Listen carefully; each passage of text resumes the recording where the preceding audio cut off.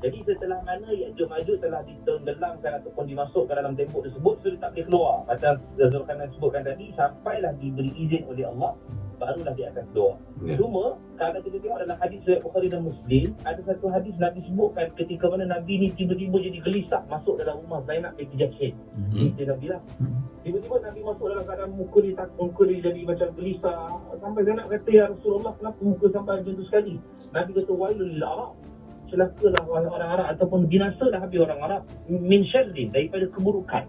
Kenapa Zainab binti Jahsy kata? Kerana Rasulullah katakan bahawa pintu ataupun tembok Dajjal telah pun terbuka sebesar ini. Sebesar ini ni saya nak Abang Faizal dengan Anas cuba samakan. Ibu jari dengan jari telunjuk. Kuku dengan kuku sama kan? Tembok apa tadi? Tembok Dajjal? Ya'juj Ma'juj. Tembok Dajjal. Tembok Ya'juj Ma'juj ni bawa ni. Dah terbuka. Ya'juj Ma'juj telah terbuka sebesar ini, kata Nabi SAW. Besar Ustaz. Iaitulah Nabi tunjukkan isyarat jari, ibu jari dengan jari telunjuk disatukan, disamakan. Jadi bulat. Maksudnya dia macam round lah, round. Circle. So kalau kita letak mata kita boleh intai tak? Boleh. Maksudnya zaman Nabi 1400 tahun yang lalu, tembok tu telah terbuka sebesar ini. Maknanya kata itu yang Nabi katakan bahawa benda tu dah terbuka. So kalau kita tengok macam Abang Mazhar sebut tadi, maknanya sekarang ni tak keluar lah. Belum tahu lagi.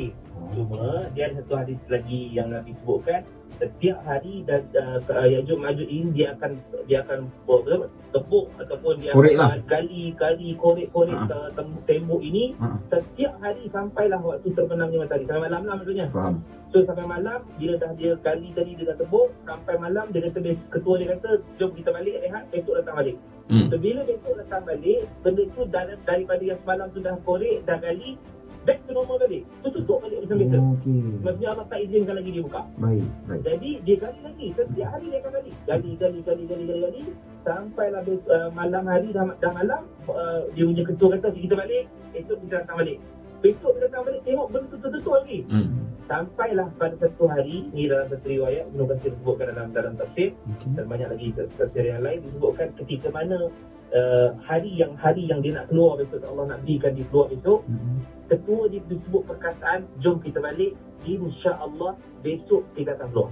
Dia sebut perkataan insya-Allah. Insya-Allah tu walaupun dia ni orang yang merosakkan bumi kan. Ya. Dengan sebut perkataan insya-Allah tu, Allah kekalkan macam mana dia orang balik semalam, tidak dijadikan balik seperti mana normal. Maksudnya gali hari ni, besok dia akan back to normal balik, tutup balik dinding tu. Dusta pun macam tu juga, budak pun macam tu juga. Tapi hari yang Allah nak bagi dia keluar, izin dia keluar tu, dia sebut perkataan insya-Allah tu, besok kita akan keluar. Besok pagi dia tengok tembok tersebut tidak balik kepada normal. Dia tak terkambus balik lah. Macam mana mereka tinggalkan semalam dah digali, macam itulah dia punya keadaan dia. So makin senang dia akan keluar dan makin dekat hampir dia keluar. So zaman Nabi kata benda tu dah terbuka sebesar bulatan ibu jari dengan jari telunjuk, dan waktu ni kata Nabi SAW kemungkinan dia akan keluar. Bila dia keluar, dia akan meluru daripada atas pergi ke bawah. Tujuan yang tadi disebut merosakkan keseluruhan bumi yang ada. Siapa yang ada di depan mata dia akan bunuh, dia akan rogol, dia akan musnahkan. Itulah tujuan dia, tak kira siapa di hadapan dia. So ramai dia kita sebut tadi, betapa ramainya dia sampai kita pun takut. Dan waktu inilah Nabi Isa AS menghimpunkan orang-orang yang beriman untuk bersembunyi di satu tempat. Itu ceritakan di satu tempat. Sebab Ya'juj Ma'juj ni Nabi sebut memang tanda-tanda akhir zaman. So memang dia tak akan keluar pada awal-awal lah. So kita tak tahu zaman kita ni adalah akhir zaman atau tidak. Kita pun boleh kata ya, boleh jadi inilah akhir zaman yang Nabi SAW sebutkan bahawa akan keluarnya Dajjal, Ya'juj Ma'juj, Nabi Isa, Imam Mahdi dan seumpamanya. So bila dia keluar, dia akan musnahkan keseluruhan orang yang ada depan mata dia, bunuh semua. Dia tak sama macam Dajjal. Dajjal memang Nabi sebutkan bahawa dia akan pergi ke seluruhan dunia dan ada masa 40 hari. Ya'juj Ma'juj ni tidak ada yang Nabi sebutkan secara spesifik dia akan pergi ke seluruhan dunia ke, tak ada. Dia akan duduk berapa lama, tak tahu. So yang ini tidak ada pengkhususan. Mungkin dia hanya duduk satu tempat saja. Mungkin dia akan pergi ke belah barat saja, belah timur saja, ataupun dekat tempat dia saja, kita tak tahu. Cuma anggaplah bahawa dia akan bertemu dengan semua orang juga macam Dajjal. Sebab satu preparation buat kita. Sebab ketika mana tu Islam tengah berperang kan dengan orang-orang belakang Dajjal dia sendiri, Yahudi dan Nasrani semua kan. So mereka tengah berperang, waktu ni lah mereka masuk kali dan keluar. Allah berikan ilham atau wahyu kepada Nabi Isa alaihissalam untuk kumpulkan seramai mungkin orang-orang Islam untuk dibawakan satu tempat nama dia Bukit Tur Sina. Oh, bukit yang Nabi Musa tu. Ia Bukit Nabi Musa di sana. Jadi dia akan dibawakan di sana untuk sembunyikan orang-orang Islam yang waktu tu mungkin kita boleh katakan pure Islam ataupun yang memang bersama-sama dengan Nabi Isa lah pada masa tu. So yang tak bersama-sama dengan Nabi Isa, kita tak boleh kata oh maka semua mereka matilah. Kita pun tak tahu situasi sebenar macam mana kat sana. Waktu itulah. Cuma kalau kita tengok daripada sudut ni, Allah berikan ilham atau wahyu kepada Nabi Isa untuk kumpulkan seramai mungkin, untuk kumpulkan Nabi Isa, untuk kumpulkan orang Islam dengan Nabi Isa di Bukit Tur Sina. Waktu inilah Ya'juj wa Ma'juj dia pencari semua manusia dan makhluk yang ada di atas bumi dan bunuh semua, musnahkan semua. Dan dalam riwayat sebutkan memang tidak ada siapa yang tinggal lagi dah. Waktu tu. Dan bila mana tak ada orang lagi, mereka sangka bahawa mereka telah menguasai dunia. Allah berikan ilham kepada Ya'juj wa Ma'juj ni, dia kata mungkin kita tak boleh menguasai dunia dan langit, melainkan kita bunuh pula makhluk kat langit. Ni dalam hadis sebutkan ketika ni mereka ambil panah dan panah langit-langit. Walaupun kat langit tak ada orang pun. Cuma dia sangka macam ada penduduk-penduduk langit, kita nak kena tewaskan penduduk langit. Dia tembak langit dengan panah dia, sehingga Allah turunkan, dia Allah punya kuasa, Allah turunkan hujan. Hujan itu berupa air hujan darah. Seolah-olah macam mereka dah membunuh penduduk langit. Seolah macam ada penduduk langit tu mati. Faham. So dekat situlah dia katakan bahawa kita telah menguasai langit dan dunia. Kita telah menguasai langit dan bumi. Oh maju kata. Tapi bila mana ada satu Ya'juj Ma'juj ataupun sebahagian dapat tahu ada orang lagi di Bukit Tur Sina. Siapa dia? Nabi Isa dengan orang Islam lah waktu tu. Waktu ni mereka nak bergerak pergi ke Bukit Tur Sina, Allah telah hantarkan satu ulat yang singgah di leher-leher mereka. So ulat ini kita Wallahualam ada pandangan ulama contemporary yang mutakhir yang baru ni lah, moden ni, mengatakan bahawa itu adalah virus. Ulat-ulat yang tinggal dekat leher itu adalah virus. Macam kita lah sekarang ni kan kita tak nampak virus ni kan. Kita seumpamanya tak nampak. Dalam keadaan virus tu akan hinggap dan singgah di badan-badan Ya'juj Ma'juj, menyebabkan mereka ni mati keseluruhannya dan berkelimpangan di atas muka bumi ni. So maksudnya ketika mana dia mati, Nabi Isa pun tak dibunuh dia, orang beriman pun tak dibunuh dia. Allah nak bagi tahu kepada kita, sehebat-hebat makhluk yang merosakkan muka bumi, Allah hanya hantarkan ulat yang tak nampak untuk membunuh makhluk yang sangat jahat di atas muka bumi ni. Itu Allah menggunakan ulat saja untuk nak memusnahkan mereka. Bila telah pun mati keseluruhan Ya'juj Ma'juj, ramai dia kalau kita tengok ramai dia sebab mereka ni dah bergerak ke Bukit Tur Sina. Maksudnya mereka punya ramai ni sampai Nabi Isa alaihissalam dan orang-orang beriman ni tak boleh nak turun ke daripada bukit tu sebab terlalu banyak sangat mayat Ya'juj Ma'juj berkelimpangan dekat bawah ni.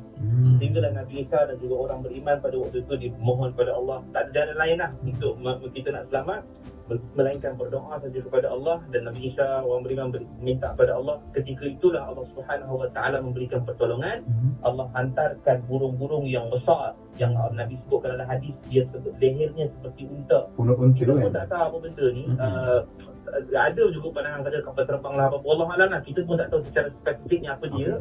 Tapi cuma dalam hadis disebutkan bahawa burung-burung yang mengangkat Ya'juj Ma'juj ini, burung-burung tu besar lah, yang besar, kemudian diangkat dan dibuangkan ke tengah laut. Bangkai-bangkai ni lah. Keseluruhan bangkai-bangkai itu semua buang di tengah laut. Dalam masa yang sama Allah turunkan hujan untuk membersihkan bumi pada waktu itu. Tidak ada lagi dah darah-darah, semua tak ada bersih. Pada turun hujan untuk membersihkan keseluruhan bumi yang ada. Barulah ketika itu Nabi Isa AS dan orang beriman yang tinggal waktu itu turun. Ketika itulah mereka ini, Nabi sebut dalam hadis, Nabi disebutkan bahawa ketika itu Nabi Isa AS dan juga orang beriman hidup dalam keadaan aman seaman-amannya. Waktu inilah Islam kembali balik memegang tampuk pemerintahan dunia. Dan dalam hadis sebutkan pada waktu ni aman dia macam mana? Aman dia dalam keadaan sampailah manusia, anak-anak kecil boleh bermain dengan binatang-binatang liar. Harimau boleh main dengan kanak-kanak, ular boleh pegang, kanak-kanak boleh pegang. Sekarang ni harimau boleh berlari. Jangan kata dekat luar, kat zoo orang tu takut dia. Kan? Maknanya waktu tu zaman tu memang zaman yang tak boleh nak tak ada kacau bilau lah. Jahat tak ada. Benda-benda maksiat jahat tak ada sebab terlalu aman di bawah pemerintahan Nabi Isa alaihissalam. Cuma Nabi Isa bulan lepas ataupun minggu lepas kita nak ceritakan berapa lama dia hidup. Disebutkan bahawa Nabi Isa ini dihidup di atas muka bumi ini 40 tahun.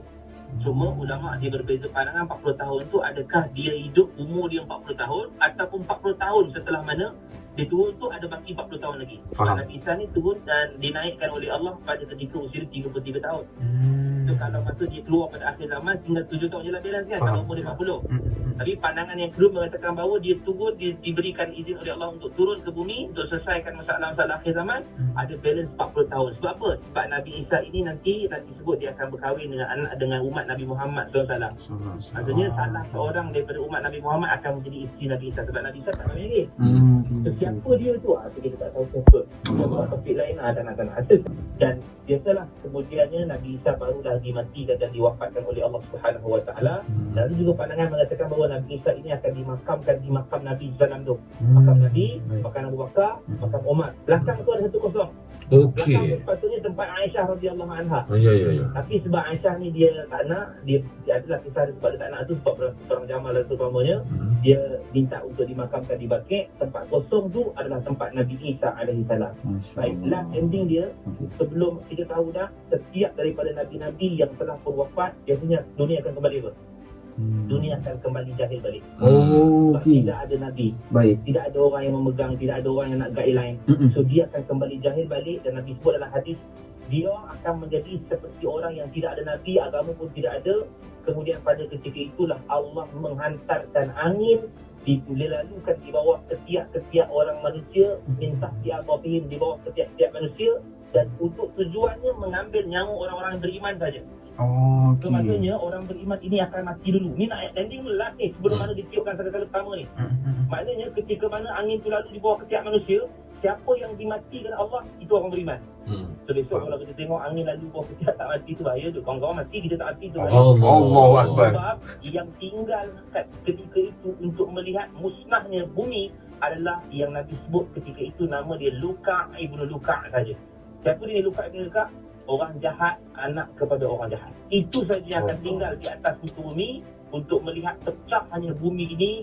Yang Allah sebut dalam Quran tu kan, gugur bintang-bintang, langit terbelah, kemudian bumi dihancurkan. Sebab tu ni yang tengok adalah orang yang jahat, anak kepada orang jahat. Orang yang baik kan? Orang yang baik semua dimatikan oleh Allah dan diwafatkan oleh Allah. Kita orang beriman insya-Allah tidak akan tengok betapa macam mana pecahnya bumi, betapa pecahnya bumi ini. Kemudian barulah Allah izinkan Israfil untuk tiupkan pada kali pertama. Waktu inilah mereka akan lihat betapa pecahnya bumi. Ya Allah sebut dah banyak dalam Quran, Idza zulzilatil ardu zilzalaha. Akan berlakunya tiupan pada kali pertama. Apa berlaku selepas daripada itu, ada lagi peristiwa-peristiwa yang banyak. Maksudnya kegerunan hari kiamat itu bagaimana, sehingga Allah sebutkan bila mereka melihat tu anak yang dikandung gugur anak tersebut, menunjukkan mereka takut berlakunya kiamat. Tapi